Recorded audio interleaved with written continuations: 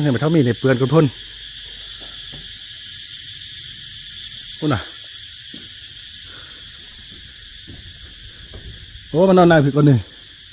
นอนแล้วนอนพักผ่อนเปียกมาเนาะเห็นเจ้าเนาะฝนตกเปียกมาเลยเอาดิแท้แกยากอยู่อย่างเปียกมันตั้มมันอันเนี่ยดูโตสามทีสามกลางบุมีก็นี่อยู่กลางนี่แข่งคนหนึ่งบึงหัวมันนี่โอ้อันนี้มันอันจับมันซื้อนี่มันก้อนปักง่ายตามก้อนนี้นะอันนี้กันนี้อันนี้กันนี้อันนี้จะเป็นมีแค่อันนี้มัน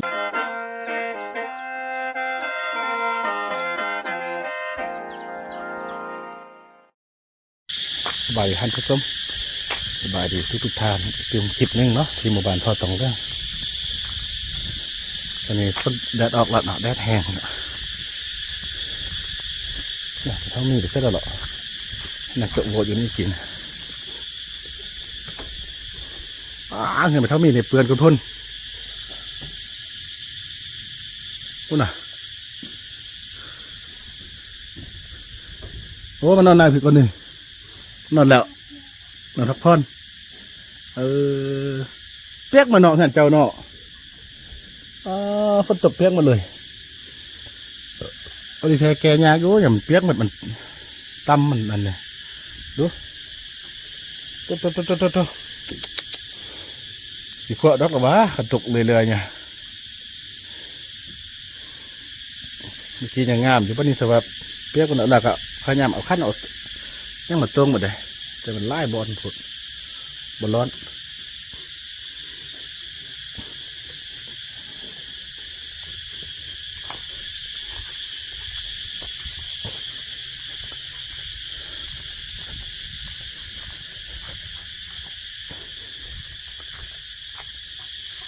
โอ้เสียงใกล้หมดอ่ะป๊อดเต็มมันขัว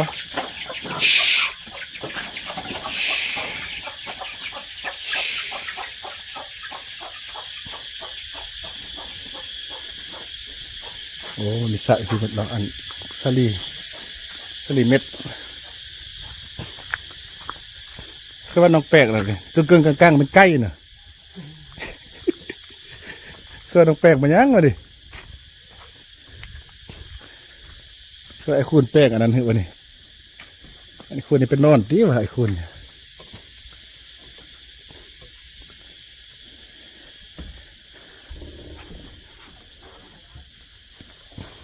พ่อน้องบ่มาจากบ้านนี่นู่นมันมาก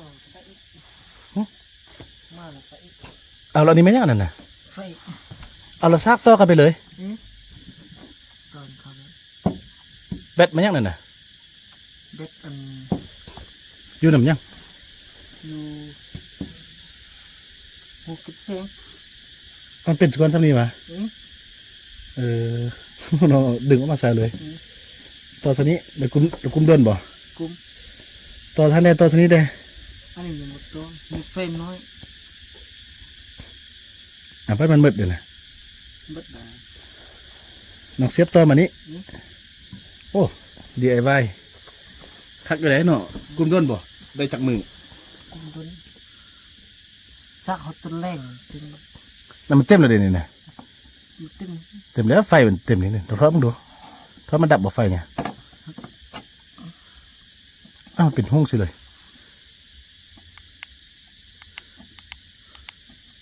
มันเต็มเนาะน้องซากกว่านี้นี่เด้น้องบ่ปลดตัวนั้นออกเด้นี่นะ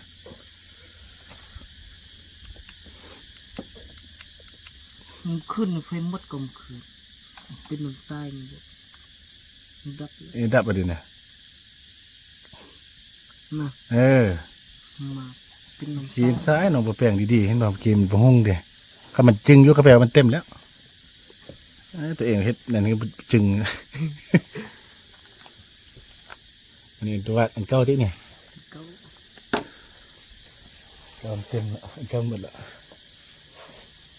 ขนมหัวไปได้บอลเด้ขนมหัวไปแล้วหัวบอลเด็ดไอ้บ้าครับตัดตั้งซี่ใส่ อันแล้วนิ่งบอกมันโดกเขาได้ไหม ลูกเขานะ มันคุมดนนะเห็นคนตะกี้เขายังเฮ็ดอยู่ตอนเขานอนอยู่คนก็ยังบ่ดึงนอนล่าคนบ่ใส่ใดดีนกับบ่ได้เนาะ ดีอยู่เลย คือสิขล่มเนาะ ลูก ตอนนั้นเขานั่งไปนั่งมามันถล่มพอนี้คลึกลงเลยเนาะแล้วก็แปลกมากเลยเนาะตะกี้เห็นนั่งเดียวเนาะล่าคนเนาะคันมันคือเดี๋ยวนี้อยู่พุ่นไทยคักเอาเนาะนอนเรียนกันสับลาบเลยแหละได้มีอยู่พุ่นโอ้นั่งยาวตัวนี้ครับอันนั้นเนาเห็นไหมเล่ม ตัวลงอัน แง่นั่นทีแง่ปืนที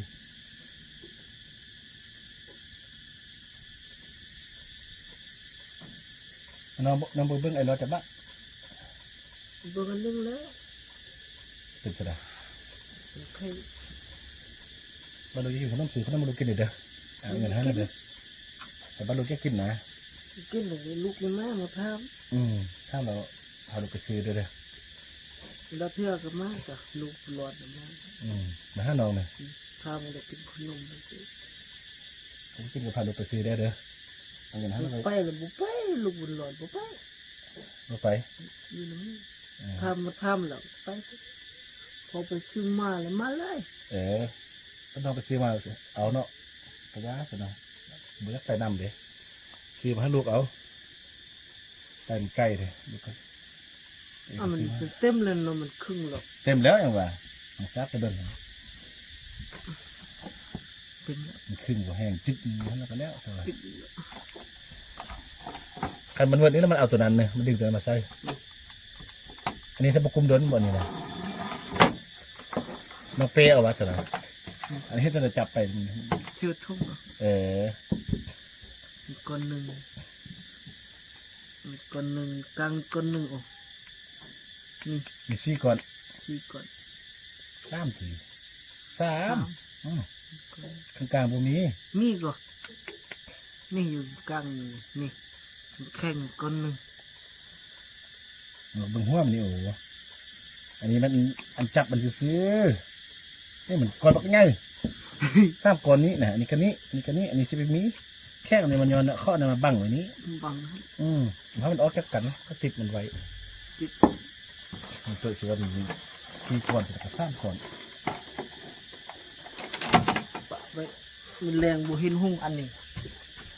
จัดมัดโคมตัวนั้นเลยมัดขี้มือโคมแบบคนนี้ ที่มันจึงมัดอันนี้บุ้งเราเนี่ยตัวไหนหุ้งบ่ตัวไหนหุ้งบ่ บ่สักโคมมัดนะสักโคมใหญ่ตัวโคมแบบขี้มือหนึ่งเต็ม ชักดนเนี่ย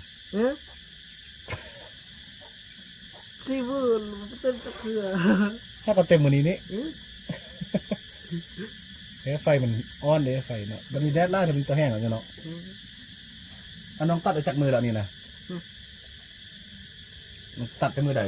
ตัดอยู่บนไอ้บุญนำไป มือไอ้บนนำไปแล้วมันนี้เราบึงเราไปฮะแต่บ้านมือเสียสินะต้องตั้มมือ มันกีดนะมันกลมลงกลมมาตัดเว้นลง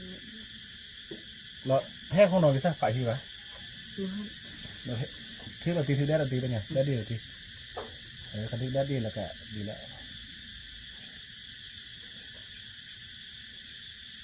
อยู่นะแต่ยาแห้งยังขึ้นมาแห้งอยู่บนน้ำนะ แกะเอาออกบนแล้วปะอยู่ที่ ถ้าไปบนน้ำเลยแกะสักทีสร้างต้องขัดเลย มามั่งได้ นับจับไปเลย หันบนหลักยกมาแล้วโตไอ้สั่งโตหลอกไอ้บุญนำมาแกะเอาแกะก็ติด เราว่าไฟมันแห้งเลยโน่หดง่ายเลย ยัง แต่ในเพื่อนนำได้นำซักดำนำได้เลยนี่เขามีหัวสุบซักดัดเลย เลยบุญ เราตัดออกหนึ่งบอกหัวสุบไม่ก็ได้ก็ต่อไม่ อันนี้คือตัวนี้แหละก็มีคือกันนี้แหละวะบ่มีนี่ อันนี้เนี่ยชุบตักเลยไอ้บุญดาวาบก็บุกจุกเซงมีแล้วไปอยู่เพิ่งเลย มือฝักดูให้หน่อยนะแบบว่าเขารักเลยเนาะ คือเขาละมือ จริงไอ้ เป็ นู่ น นไอ้นู่นเอามาห้ามแบบก่อนในสวอเฮ็ดได้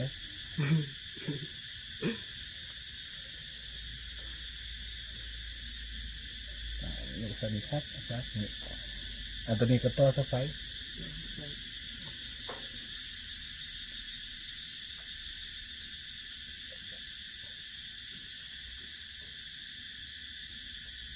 ไปอยู่บนทางบนมือเนาะมันบริใช้ยังเลย จากที่นี่นะซื่อเลยขนาดขันเอาแต่ล้อต้องเอาสักซี่แต่บางไหนมันพลิกนำแต่นำเอา ไปคิดไปมั่ง มันจะปกไว้บนอันใดนำพะนา ปุกไว้มันบริไปปุกเลยมันตกลง น้ำข้นเนาะ น้ำข้นเราเป็นใช้เราไปดังมันเลยดีกระโดดว่าต้องเอาสักซี่บางไอ้สิน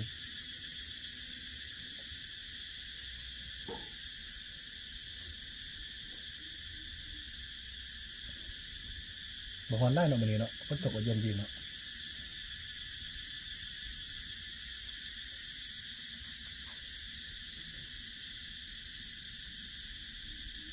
น้องนึกเข้าน้องกลับไปให้สติ๊กนะบ่ให้ติ๊กนะบ่ตอนน้องนึกเข้านะน้องได้แบกติ๊กบ่ มีนึ่งเขา นี่กับมันติ๊กกินกัน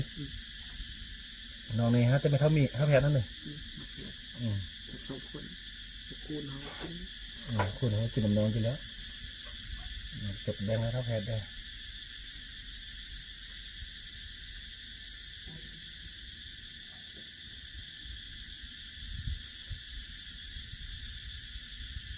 อันนกกับจอมมาเมื่อใดก่อนเข้ามาเมื่อใด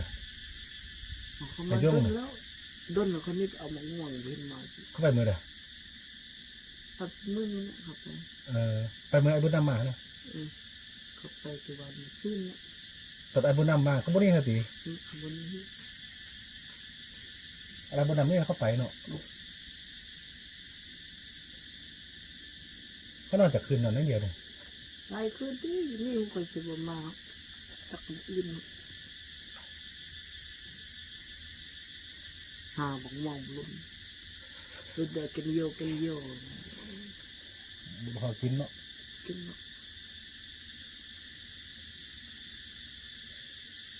ไปใกล้นี่เป็นไล่นะไปไกลนี่เป็นนี่เป็นไล่ กินกับพ่อถึงที่ปีเนี่ยบ่ได้เอามาค่ายเฉลยเนาะ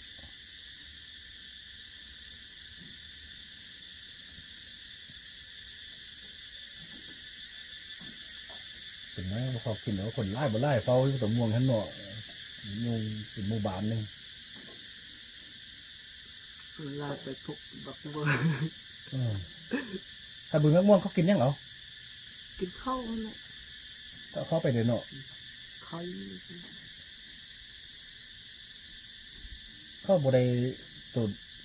อ้นตัวตุ้นเข้าไปกวนบ่ฮะไป ข้าว เนี่ย คนบ่ได้ ลบกันบ่ได้เนี่ย ว่าเอาไปกับเดไปเสื้อบ่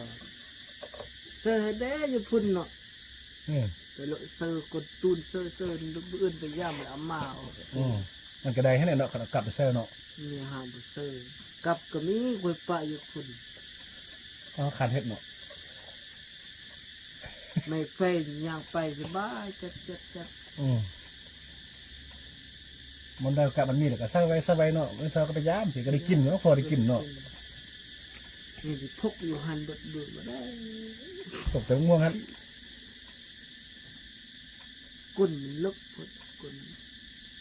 แต่เอาให้หลักกลับใส่บนหัวท่านเนาะเอา มันกลับมาอันยากไปเสื้อเนาะ เราเอาเนี่ยยังให้มันเอา เอา เนี่ย อันเด็กตูนหันมันแย่เสื้อไปแห้งแล้วจักเอาสี่ห้าหลัง อยู่ใส่เบ็ดตูนเขาค่ายเฮ็ดเอา มันสะอาด เฮ็ดเอาใส่เบ็ดตูนเอาเนาะไปแย่เอาเนาะ แง่ๆปะไว้ยาวไว้อื่นไปยาว ไปย้ำเนาะมาได้ก้นเนาะโอ้ผู้สาวเขามีเบ็ดตูนเลยแต่ไม่โหดเลยแย่ไปฮะแต่เอาแย่มันยังใส่ ใช่เงียบปะไว้แล้วก็เชือกมัดไว้ เออ ตื่นมามันเกาะเขา คูดมาแล้วเนาะ แล้วมันมาคุด เกาะใส่ดึง อืม ดึงแห้งมันคัดไปเลยตื่น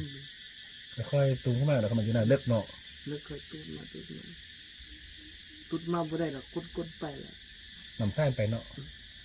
อันนั้นมุยจกเกาะหรือเกาะซอดนี่นะเอ้ยออกแดงเลย มันไล่อันเนี่ยอีกแช่อยู่เนี่ย ไล่อัน เบ็ดนะ เด็กมันไล่เขาเฮ็ดเด็กตุ้น